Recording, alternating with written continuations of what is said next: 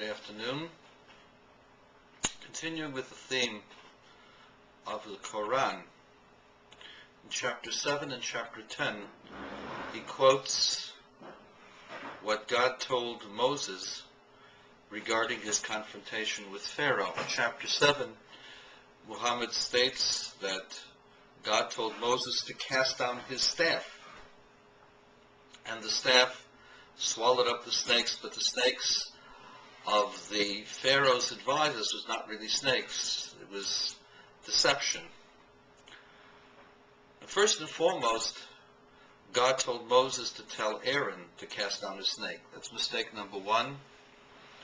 And number two, the magicians of Egypt actually had powers. And that's the difference between someone that just is using sleight of hand and a magician. A magician who's a true user of the black arts is given capital punishment. It's a form of idolatry. The person who uses sleight of hand, such as modern magicians, that's prohibited, but it's not considered black magic. And when the Torah describes the magicians of the ancient world, of the Egyptians, it calls them Khartumim, Mechashvim, words that are indicative of a black power, an evil power, which is also a type of idolatry. Furthermore, it says in the Torah that Aaron's staff, when it became a staff, swallowed up the staffs of the Egyptians. Chapter 10, Muhammad states that it was Moses who prayed to God to harden Pharaoh's heart so that he could be punished. Nowhere in the Bible does it say that Moses prayed that Pharaoh's heart should be hardened. On the contrary, Moses was being told to go to try to convince Pharaoh. The hardening of the heart has to be understood as follows. God did not change Pharaoh's decision. The hardening of the heart meant that God allowed Pharaoh to absorb great pain and suffering and punishments, like a person who loses the sensitivity of his nerves. So no matter how much you twist his hand, no matter how much he hurts, he continues on with what his decision was. And that's what happened to Pharaoh. Pharaoh's heart was not changed by God. Pharaoh's decision was his own. It was just that God allowed Pharaoh to continue with his own decision. Now, of course, Rabbeinu Musa, known as Maimonides, states that Pharaoh lost his ability to choose because he had chosen so evilly. But also this was a resultant of Pharaoh's decision. Nowhere in the Bible does it state that Moses prayed that Pharaoh's heart be hardened.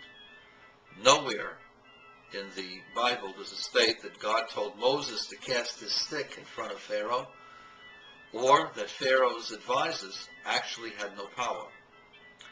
The reason for these discrepancies is, as I stated in my first chapter on the Quran, that Muhammad had contact with Jews in his business in Babylon and Persia, and quite often would listen to the rabbis in their sermons, and was familiar with midrashic explanations. And much of what he quoted was perhaps from the midrash or from his memory. At any rate, it was not taken from the actual text. Had he had the text, there would be no error in the Quran.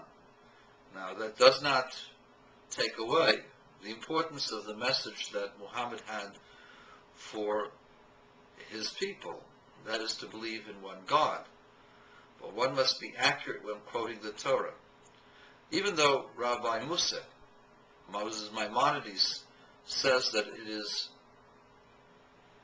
not fruitful to discuss scripture with an Islamic person because they don't believe in the divinity of the law. Nonetheless, we can talk about the logic of these things because, as stated often, the Torah was written down 2,000 years before Muhammad, and the translations of the Torah started 1,000 years before Muhammad, the last one being the Vulgate, which is several hundred years before Muhammad. And those translations are in sync with everything I have said regarding the scriptures. And so one must conclude that when Muhammad was quoting the Bible and quoting the stories of Moses and Aaron and others, that he was quoting from memory, not by prophecy.